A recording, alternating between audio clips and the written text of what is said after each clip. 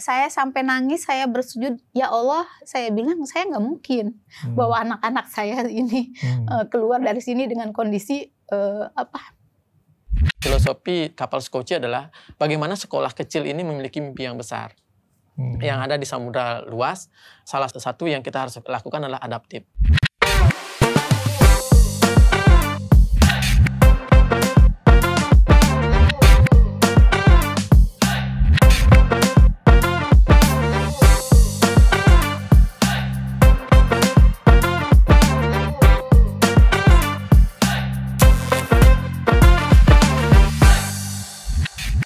Halo Sobat Inspiratif, saya Iwan Syahril. Selamat datang kembali di Telusur Inspirasi. Ruang diskusi untuk menggali beragam inspirasi bagi seluruh negeri. Masih ingat Sobat Inspiratif episode sebelumnya? Waktu itu saya ada di Pulau Sabang bersama dengan murid dan guru dari sebuah sekolah di Pulau Sabang tersebut.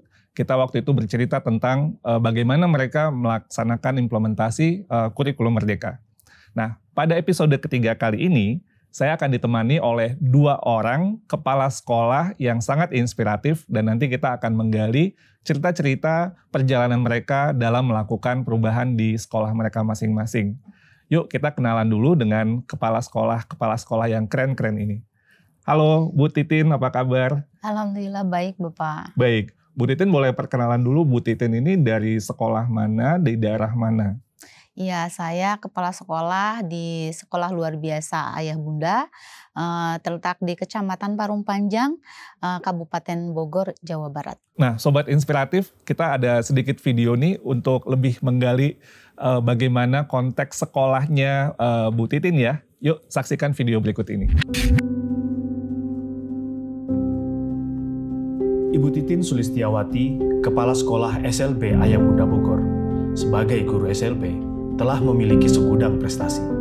Alumni PLB IKIP Jakarta atau WNJ tahun 1995 ini pernah menempuh pendidikan non-gelar di Yangsu University di Cina dan Monash University Australia. Ia merintis SLB Ayah Bunda Bogor sejak masih belum memiliki gedung pribadi dan kurangnya kesadaran masyarakat sekitar bahwa anak berkebutuhan khusus juga punya hak untuk sekolah. Melihat anak berkebutuhan khusus itu sangat merasa terpanggil. Saya memang dari kelas 5 SD malah harus cita-cita saya ingin menjadi guru SLB. Kini, keyakinan Ibu Titin akhirnya terwujud. SLB Ayah Bunda Bogor telah memiliki gedung sendiri dengan 67 murid yang berprestasi di berbagai bidang. Harapan saya yang paling terbesar itu adalah bagaimana peserta didik kami itu mandiri. Maka kami punya slogan di SLB Ayah Bunda ini adalah jangan kasihani kami, tapi berikan kami kesempatan dan peluang untuk terus berkarya.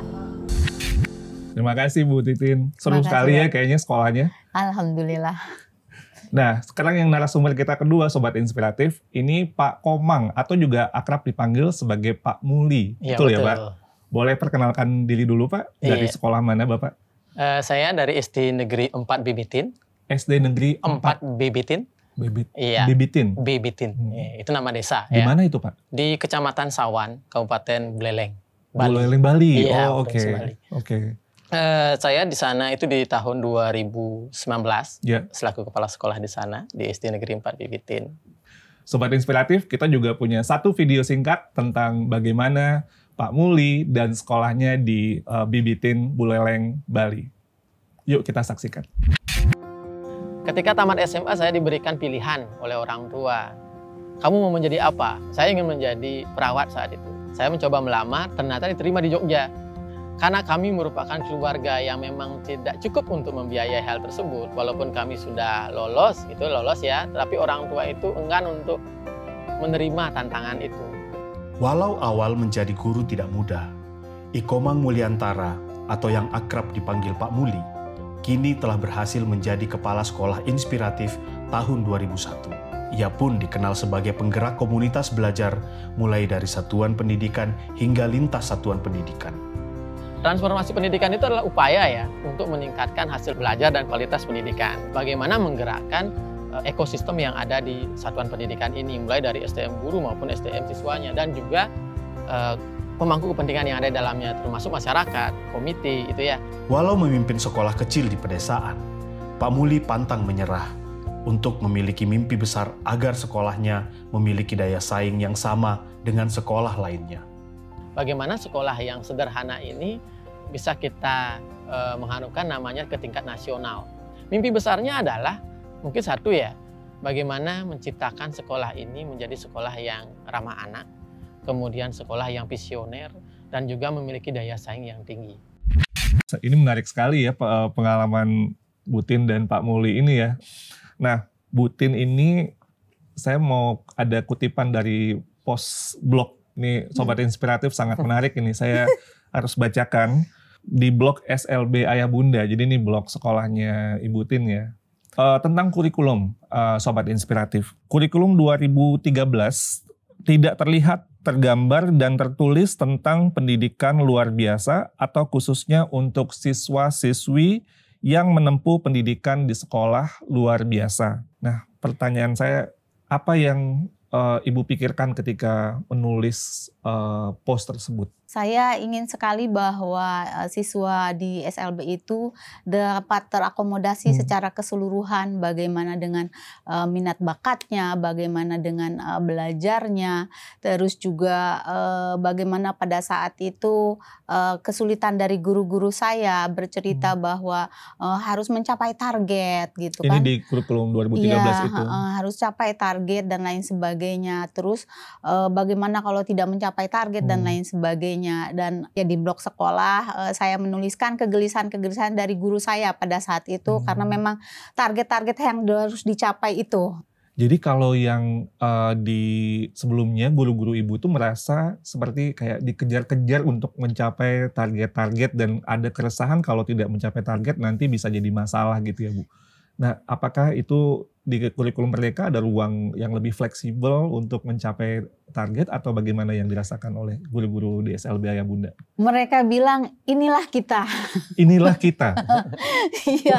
Oh, maksudnya? Iya, ini maksudnya inilah kita ini sesuai dengan kondisi di SLB bahwa di dalam fase-fase itu melihat dari hasil asesmen dan lain sebagainya, target-target yang dicapai itu disesuaikan dengan kemampuan, kompetensi yang dimiliki oleh anak, potensi yang dimiliki anak. Jadi guru tidak melihat dari target yang harus dicapai dengan yang terdahulu, tapi melihat dari kemampuan dari peserta didiknya. Dan itu lebih memfleksibelkan sekolah maupun guru sendiri serta murid sendiri kalau menurut guru-guru saya gitu. Karena kan kurikulum yang sekarang ini disesuaikan dengan kemampuan dari peserta didiknya. Pak Muli gimana?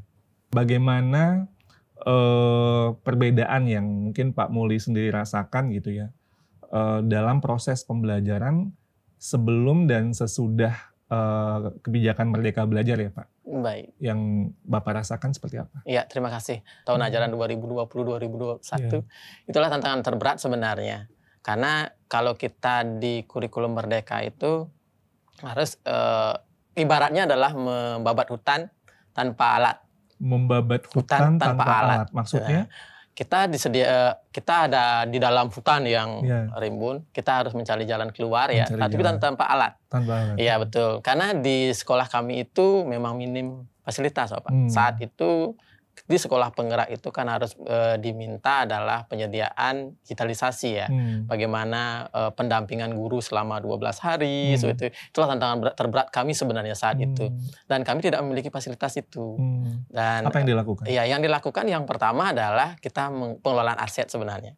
Pengelolaan aset kita melibatkan pihak ketiga yang ada di sekitar sekolah, yaitu terutama komite, kemudian orang tua yang mempunyai alat seperti piranti komputer itu bisa dipinjam untuk sekolah saat itu. Oh, Bapak menggerakkan komunitas dan orang tua ya? Iya betul, itu kita pinjam. Kemudian guru-guru yang memiliki, walaupun itu laptop jadul ya, kita fasilitasi di sekolah untuk kita gunakan bersama.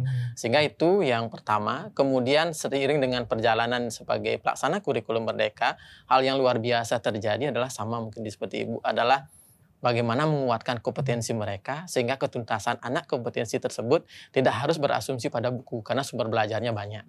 Gitu.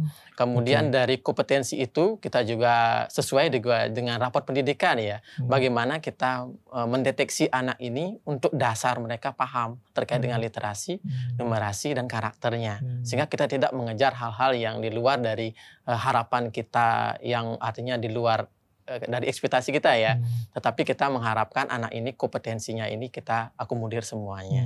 Nah, sekarang saya mau tanya lebih lanjut nih. Awal mula Butin sama Pak Muli jadi kepala sekolah itu kapan ya? Pak Muli dulu deh kayaknya ini. Memang dulunya saya itu ada mengabdi di sana, Pak. Di Pernah tahun mengabdi 2000 di Bibitin. Iya, 2008. Pernah ngabdi di SD 4 Bibitin itu sebagai tenaga honor saat itu. Sebelum jadi sebelum PNS ya. Sebelum PNS. Kemudian di tahun 2019 Mei itu diangkat di sana dan banyak tantangan juga di sana, Pak. Banyak tantangan. Pertama, sekolah itu hampir ditutup. Sekolahnya hampir ditutup. Iya, betul. Maksudnya kenapa? Karena memiliki jumlah siswa yang terus di bawah dari standar 60. Ya, sedangkan ada sekolah yang berdampingan yang notabene adalah memiliki daya saing yang sangat kuat. Oh, ada SD yang lain iya, maksudnya? Iya, betul. Ada SD 1 dan SD 4 berhadapan, Pak.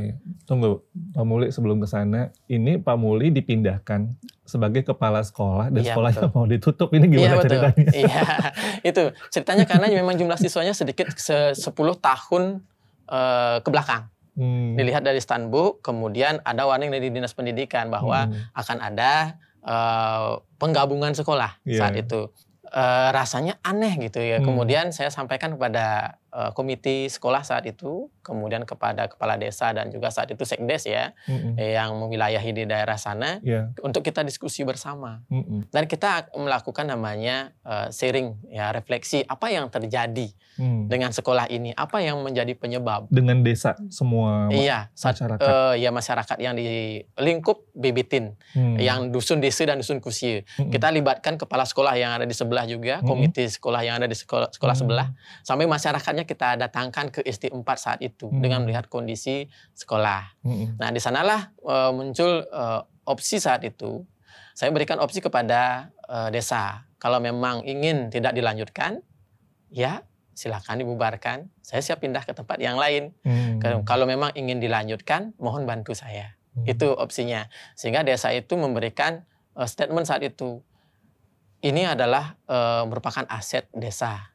Biarkan dia berjalan sesuai dengan apa yang seharusnya. Nanti karena Pak Komang yang ada di sini mohon dibantu. Dan saya memberikan target saat itu Pak Komang untuk 1 tahun ini mendapatkan siswa yang lebih dari sekarang. Itu permintaannya. Dari masyarakat desa? Dari masyarakat desa. Saya sanggupkan saat itu. Saat itu kita coba untuk bersama-sama ya pengelolaan SDM. Aset sekolah ini, apa yang terjadi dengan guru-guru kita?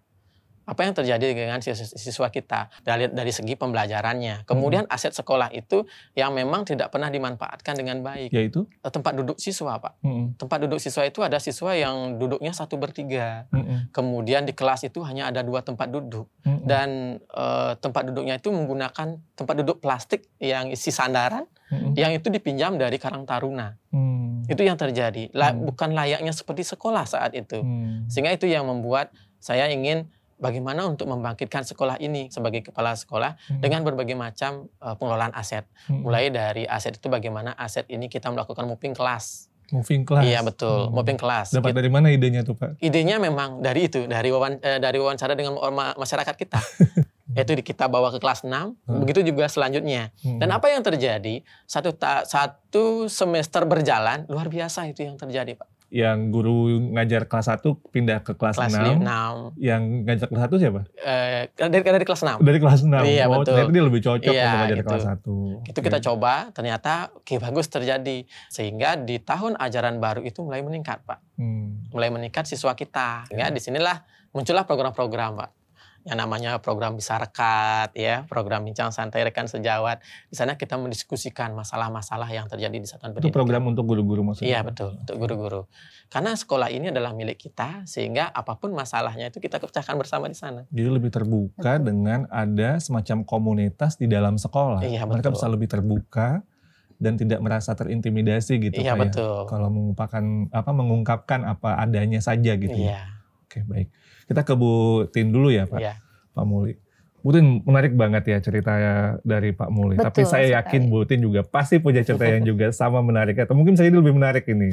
Karena ya Pak Muli ya kan konsisten sekali Iya, ya. betul. Kayaknya betul-betul ingin jadi guru SLB. SLB. Bu Tin cerita dong kapan Ibu jadi kepala sekolah itu seperti apa sih awalnya? Di Kecamatan Parungpanjang itu Parungpanjang. belum ada SLB sama sekali. Sementara di lingkungannya itu banyak sekali anak-anak berkebutuhan khusus. Saya tanya ke orang tuanya, sekolah enggak sekolah. Kenapa enggak disekolahkan? Kalau sekolah harus jauh ke Tangerang. Oh, tidak ada. Iya, saat itu kan untuk ke sana itu tidak segampang sekarang. Selain tidak ada yang gratis. Harus berbayar.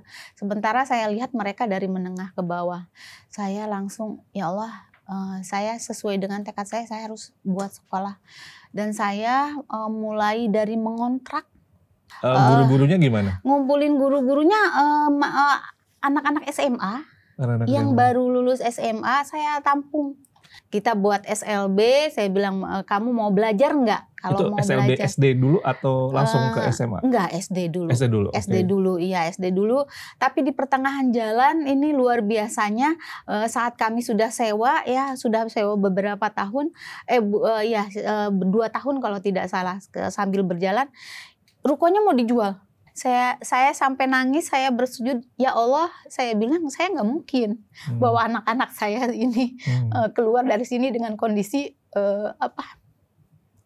tidak punya gedung dan lain sebagainya dengan anak-anak yang banyak gitu, guru-guru juga. Sampai saya tengah malam saya sujud sama Allah, ya Allah, saya itu hanya makhlukmu yang hina, yang tidak memiliki apa-apa. Saya hanya berpasrah kepadamu. Gedung ini akan dijual, tapi saya tidak punya kemampuan untuk membelinya. Tapi semuanya saya serahkan kepada Engkau.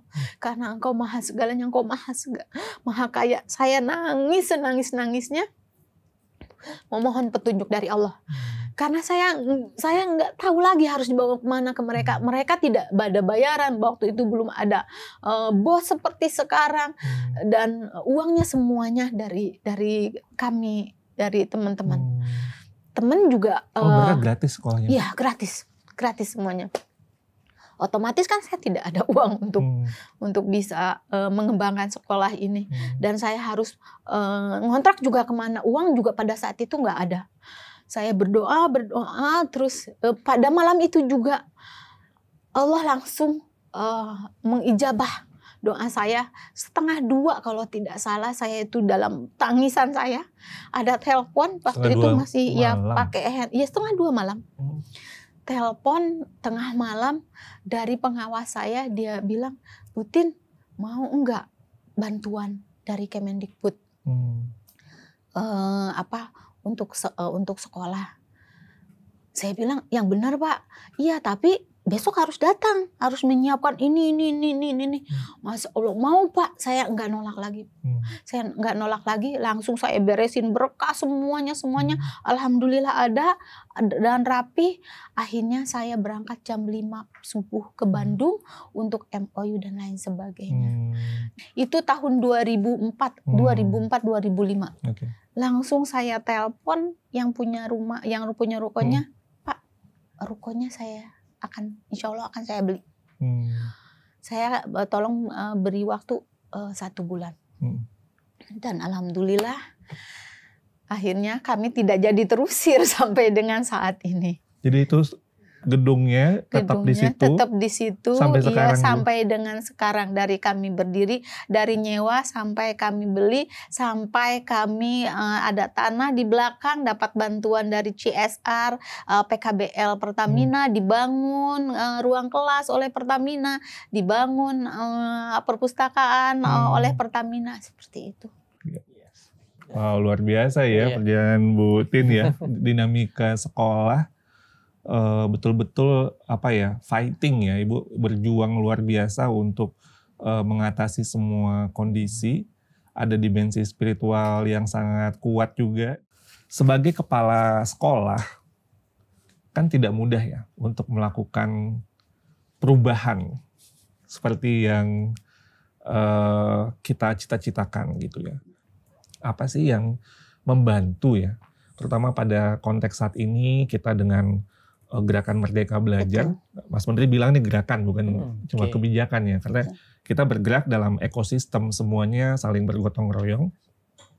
Apa yang rasanya bagi Bapak Ibu betul-betul sesuatu yang penting atau membantu dalam melayani anak-anak dengan lebih baik lagi. Silakan Pak Mul dulu deh. Iya, terima kasih. Kalau kita berbicara Merdeka Belajar ya, gerakan Merdeka Belajar itu sebenarnya seperti yang disampaikan Bu Tin tadi, kita harus berani berkorban dulu.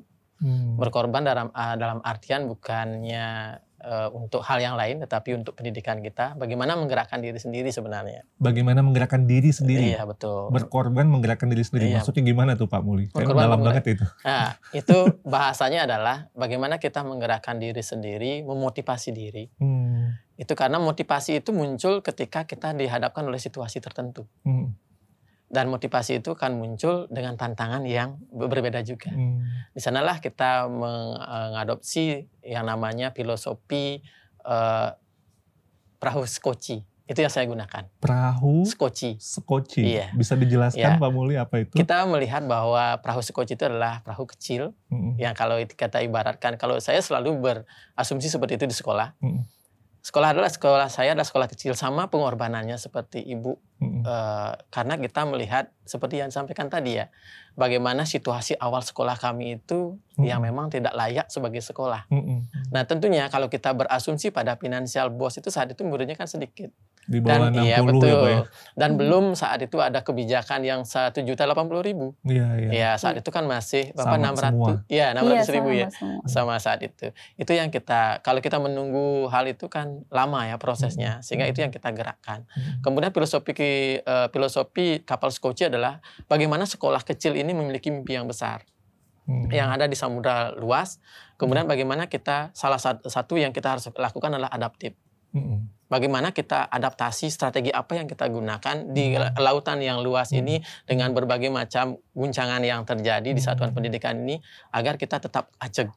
Itu yang kita lakukan, adaptif terhadap perubahan, strategi apa yang kita lakukan. Kemudian kita mengutamakan namanya kemanusiaan dan keselamatan. Kita tidak mungkin kita akan menjatuhkan satu awak di dalam satu skoci itu, guru kita harus kita lempar untuk kita jatuhkan. Kemudian karena berlebihan muatan kita lempar siswa kita, tidak mungkin. Itu harus kita bersama, bahagia bersama. Gurunya bahagia, muridnya juga bahagia. Serasa sekolah itu adalah milik kita, rumah kedua kita. Itu yang kami harapkan. Sehingga apapun yang menjadi masalah, sekecil apapun masalah yang ada di sekolah itu harus disampaikan. Itu. Kemudian yang ketiga adalah daya saing. Daya saing. Iya. Bagaimana di dalam kapal skoci ini, walaupun dengan kapal-kapal besar yang ada di sebelah kita harus memiliki daya saing. Dan kita akan bisa tumbuh besar dengan komitmen kita bersama. Itu yang saya gunakan untuk menggerakkan. Menarik sekali ya filosofi perahu skoci ya. Kapal skoci. Jadi bayangannya ini adalah perahu kecil, tidak masalah, tapi kita mengarungi samudra yang sangat luas. Walaupun di sebelah kiri kanan banyak kapal-kapal lain, kapal-kapal besar. Tapi pertama harus adaptif gitu ya. Iya, betul. Menyesuaikan dengan kondisi yang ada. Kedua, mengutamakan keselamatan dan kemanusiaan. Jadi apapun yang terjadi, keselamatan yang anggota yang di dalam skoci dan rasa kemanusiaan itu yang menjadi bagaimana perahu ini digerakkan dan berlayar. Ya, yang ketiga itu daya saingnya. Iya. Daya saing untuk bisa memiliki apa sih dampak atau kebermaknaan yang ada di dalam perahu skoci ini. Jadi tidak masalah kita ada di dalam sebuah samudera yang sangat luas, sama-sama berlayar, walaupun banyak perahu-perahu lain atau kapal-kapal yang lebih besar. Yang terpenting adalah bagaimana merawat anggota yang ada di dalam perahu skoci ini agar bisa selamat dan bisa kemudian memiliki daya saing gitu ya Pak. Iya, betul. Wow, luar biasa ini filosofinya. Kalau Ibu Tin gimana filosofi sebagai kepala sekolah, sebagai pemimpin di dalam sekolah Ibu? Saya selalu mengatakan bahwa ke teman-teman bahwa perubahan itu adalah pasti. Perubahan itu adalah pasti. Dan perubahan itu sangat cepat sekali. Otomatis dengan transformasi pendidikan melalui kurikulum Merdeka ini, mau tidak mau kita memang harus berubah gitu kan. Betul. Saya selalu memberikan arahan kepada guru-guru seperti itu untuk bisa mereka menerima kurikulum yang baru ini.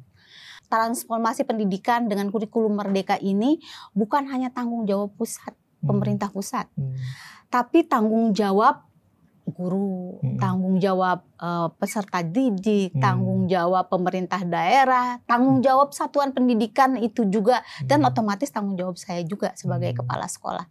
Saya selalu mempush teman-teman saya seperti itu. Maka melalui kurikulum Merdeka ini saya bilang mari bersama-sama untuk rubah pola pikir kita, rubah pembelajaran kita, karena saya yakin dengan pembelajaran terdiferensiasi ini peserta didik, perubahan peserta didik itu akan kita lihat bagaimana perubahannya. Dibuktikan dengan berbagai hal di Ayah Bunda sendiri, dengan menerapkan kurikulum Merdeka ini, kami di tahun 2021 itu sudah terlihat sekali perubahannya. Awal mulanya dari peserta didik dulu. 2021 itu baru 1 tahun menggunakan kurikulum itu. Iya, betul. Apa yang berubah? Pertama adalah peserta didik kami awal mulanya tidak, setiap lomba tidak pernah dapat juara apapun. Itu. Terus guru-guru kami juga seperti itu. Saya tadinya waktu ikut program sekolah penggerak, sekolah saya kan kecil, Betul. fasilitas saya nggak punya apa-apa. Iya, mau daftar, tidak punya apa-apa. Apa mungkin saya dapat? Terus dijelaskan oleh pihak dari Kemendikbud pada saat sosialisasi, mereka bilang program sekolah penggerak tidak melihat dari fasilitasnya, tapi bagaimana kemampuan seorang kepala satuan pendidikan mampu untuk bertransformasi dalam perubahan itu sendiri gitu.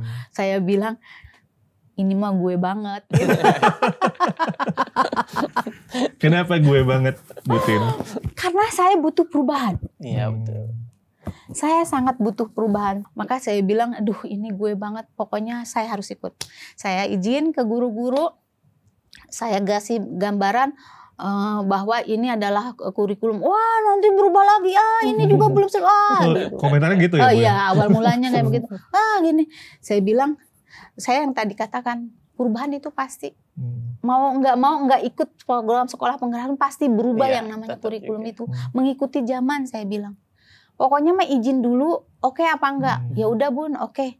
Mau berubah nggak? Mau. Nah itulah transformasi itu terjadi, perubahan-perubahan itu terjadi pada guru-guru kami dan pada peserta didik kami, juga orang tua kami. Mindset perubahan berpikirnya yang terutama.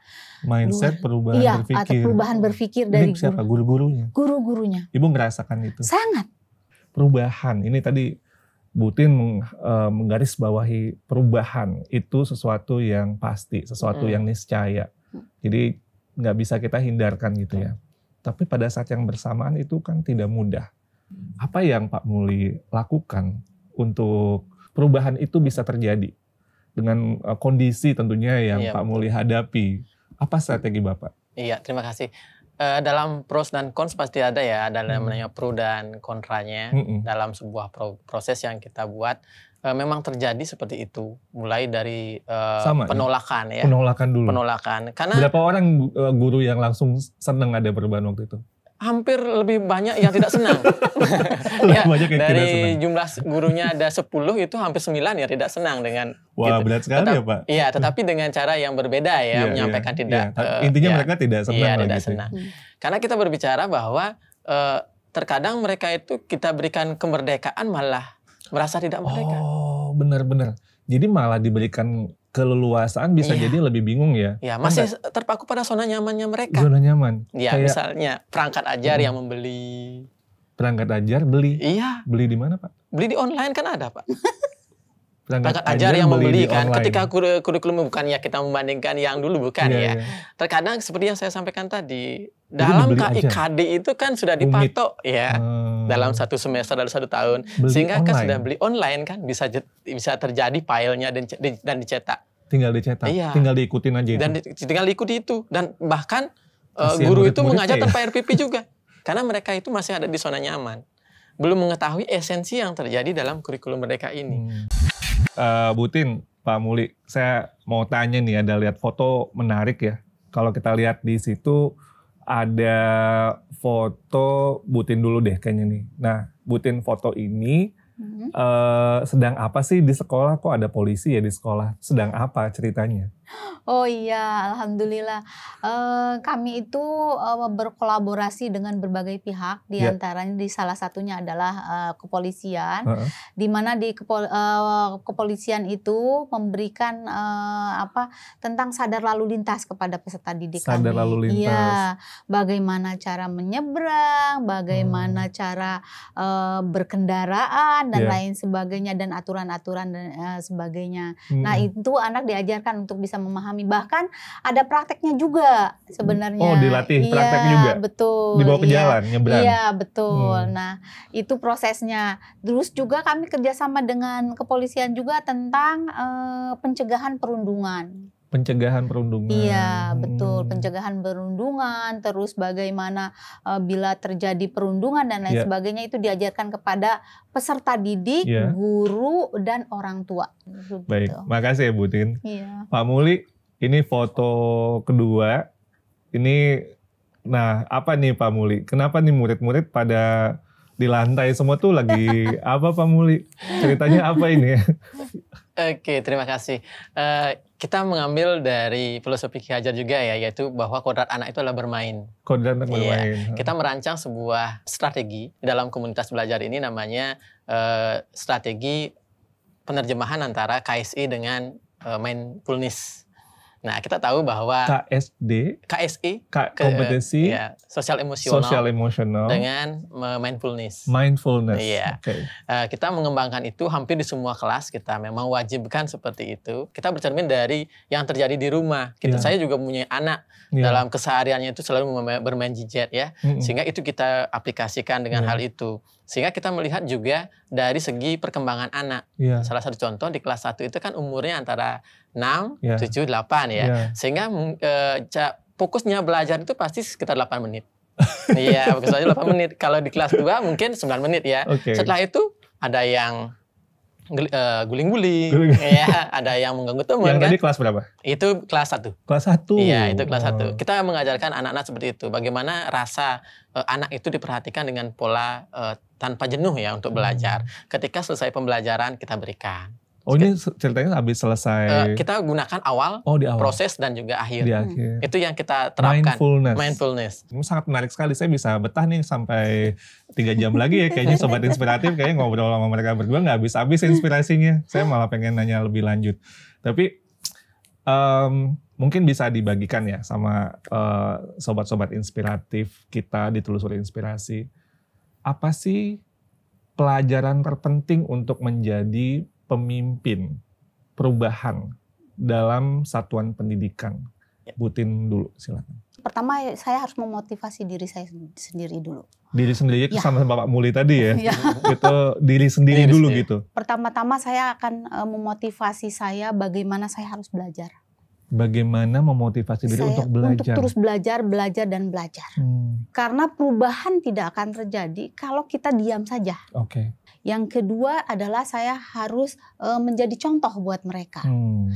Menjadi contoh untuk mereka itu diantaranya yang tadi belajar juga. Terus juga bagaimana pola pikir saya juga, bagaimana pola kerja saya juga, dan bagaimana pola memimpin saya juga. Itu harus saya contohkan kepada mereka.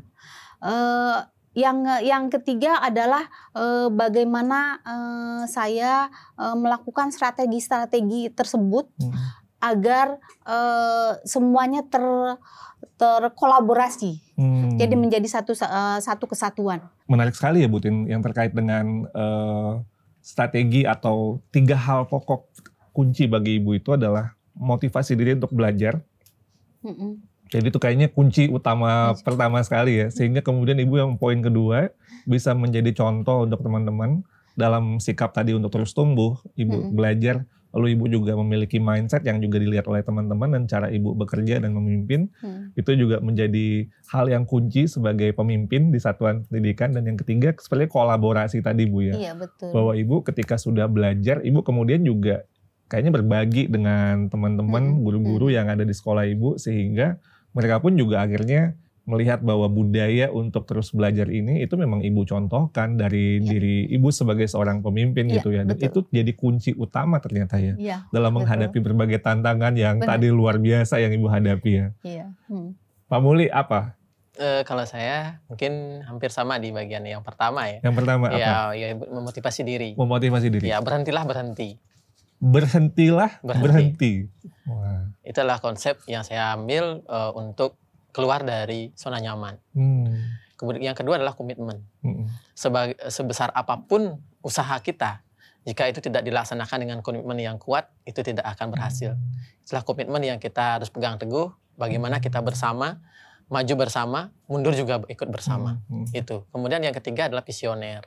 Bagaimana kita harus berpikiran ke depan, karena kita tidak mungkin kita berpikiran yang menjadi sejarah, tetapi kita yang melihat apa yang kita harus bisa lakukan ke depan ini untuk anak didik kita, terutama dengan teknologi yang luar biasa saat sekarang. Terutama di anak desa, bagaimana bisa dia mengikuti perkembangan teknologi, kemudian karakternya itu juga bisa kita manfaatkan dengan baik untuk kemajuan kita. Mungkin itu. Memotivasi diri, berhentilah berhenti gitu ya. Jadi harus terus berubah gitu. Yang kedua adalah komitmen untuk terus melakukan bersama-sama melakukan perubahan. Dan yang ketiga adalah visi ke depan. Visioner. Bahwa kita melakukan ini buat anak-anak kita masa depan mereka gitu ya. Dan Pak Muli juga tadi menyampaikan bahwa ya kalau dalam konteks kami yang ada sekolah di desa itu seperti apa kemudian bisa mentransformasi anak-anak menjadi SDM masa depan kita gitu ya Pak Muli. Wow, ini luar biasa Sobat Inspiratif. Untuk menjadi seorang pemimpin perubahan dalam satuan pendidikan itu memang harus memiliki motivasi untuk belajar, menjadi teladan, dan kemudian juga berkolaborasi. Ditambahkan oleh Pak Muli juga harus memiliki komitmen yang kuat bersama-sama secara kolektif untuk bagaimana poin yang ketiga menyeberangkan, kalau bahasa saya ini menyeberangkan anak-anak kita tuh ke zamannya mereka gitu. Harus visioner, kita ngelihat apa yang sudah tidak relevan lagi ya jangan kita lakukan, apa yang relevan itulah yang harus kita lakukan walaupun itu mungkin jalan yang lebih sulit gitu ya. Terima kasih Bu Tin, Pak Muli atas inspirasinya yang luar biasa. Terima kasih sudah meluangkan waktu untuk bisa hadir di Telusur Inspirasi episode ketiga ini ya. Semoga selalu sukses dan terus tebar inspirasi untuk seluruh negeri. Matahari Sabang, matahari Merauke. Di bawah cahayanya anak-anak bernyanyi O Inani Keke. Ombak mianggas, ombak Pulau Rote. Di bawah anginnya, anak-anak memainkan tari tide-tide. Purnama lembata, purnama nunukan. Di bawah cahayanya, guru-guru menuliskan puisi pengabdian. Hujan bangkalan, hujan banggai kepulauan. Di bawah rintiknya, guru-guru melukis indahnya pendidikan. Anak-anak bangsa, teruslah memberikan harapan untuk masa depan. Teruslah melangkah dengan jiwa penuh ketulusan. Guru-guru bangsa, teruslah memberikan harapan untuk masa depan. Teruslah melangkah dengan jiwa penuh ketulusan.